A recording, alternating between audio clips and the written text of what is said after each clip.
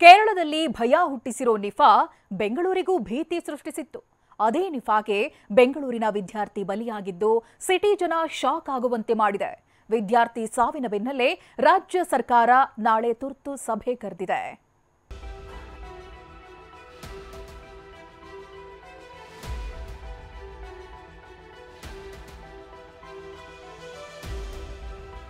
ಬೆಂಗಳೂರಿನ ವಿದ್ಯಾರ್ಥಿ ನಿಫಾಗೆ ಬಲಿ. ಕೇರಳ ಮೂಲದ ಸ್ಟೂಡೆಂಟ್ ಸಾವು, ಬೆಂಗಳೂರಿನಲ್ಲಿ ಅಲರ್ಟ್. ಕೇರಳದಲ್ಲಿ ಅಬ್ಬರಿಸುತ್ತಿರುವ ನಿಫಾ ರಾಜ್ಯಕ್ಕೂ ಗಂಡಾಂತರ ತಂದಿದೆ. ಬೆಂಗಳೂರಿನ ಪ್ರತಿಷ್ಠಿತ ಇಂಜಿನಿಯರಿಂಗ್ ಕಾಲೇಜಿನಲ್ಲಿ ಓದುತ್ತಿದ್ದ 23 ವರ್ಷದ ಯುವಕ ಕೇರಳದಲ್ಲಿ ಶಂಕಿತ ನಿಫಾಗೆ ಬಲಿಯಾಗಿದ್ದಾನೆ. ಈ ಮೂಲಕ ರಾಜ್ಯಕ್ಕೆ ನಿಫಾ ಭೀತಿ ಎದುರಾಗಿದೆ.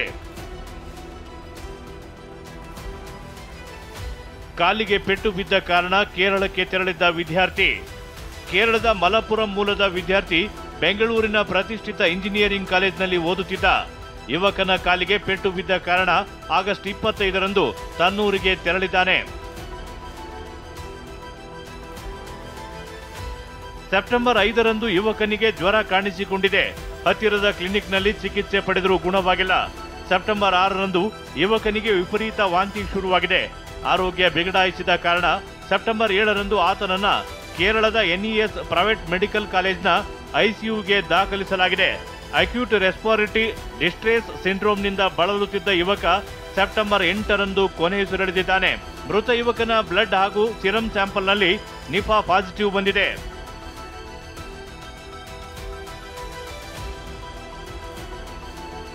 ನಾಳೆ ಆರೋಗ್ಯ ಇಲಾಖೆಯಿಂದ ತುರ್ತು ಸಭೆ. ಯುವಕನ ಬ್ಲಡ್ ರಿಪೋರ್ಟ್ ಪ್ರೈಮರಿ ಪರೀಕ್ಷೆಯಲ್ಲಿ ಪಾಸಿಟಿವ್ ಬಂದಿದೆ. ಮತ್ತೊಮ್ಮೆ ಯುವಕನ ಬ್ಲಡ್ ಸ್ಯಾಂಪಲ್ NIV ಲ್ಯಾಬ್ಗೆ ಕಳಿಸಲಾಗಿದ್ದು ಅಂತಿಮ ವರದಿಗಾಗಿ ಕಾಯಲಾಗ್ತಿದೆ. ಈ ಮಧ್ಯೆ ಇಂದು ಕೇಂದ್ರ ಆರೋಗ್ಯ ಇಲಾಖೆ ರಾಜ್ಯ ಆರೋಗ್ಯ ಇಲಾಖೆ ಅಧಿಕಾರಿಗಳ ಜೊತೆ ಮಹತ್ವದ ಸಭೆ ನಡೆಸಿದೆ.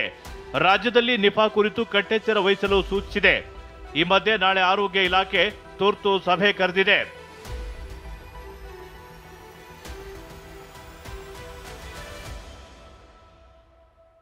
ಸೋಂಕಿತನ ಜೊತೆ 70 ಜನ ಪ್ರೈಮರಿ ಕಾಂಟ್ಯಾಕ್ಟ್. ನಿಫಾಗೆ ಬಲಿಯಾದ ಶಂಕಿತ ವಿದ್ಯಾರ್ಥಿ ಸಂಪರ್ಕಿತರ ಹುಡುಕಾಟ ಶುರುವಾಗಿದೆ. 70 ಜನ ಪ್ರೈಮರಿ ಕಾಂಟ್ಯಾಕ್ಟ್ನಲ್ಲಿದ್ದವರು ಕೇರಳ ಮೂಲದವರು ಎನ್ನಲಾಗ್ತಿದೆ. ಆದರೂ ಬೆಂಗಳೂರಿನಲ್ಲಿ ಶಂಕಿತ ಸಂಪರ್ಕಿತರನ್ನ ಪತ್ತೆ ಹಚ್ಚಲು ಆರೋಗ್ಯ ಇಲಾಖೆ ಮುಂದಾಗಿದೆ. ವಿನಯ್ ಕುಮಾರ್ ಕಾಶ್ಯಪ್ಪನವರ್, TV9 ಬೆಂಗಳೂರು.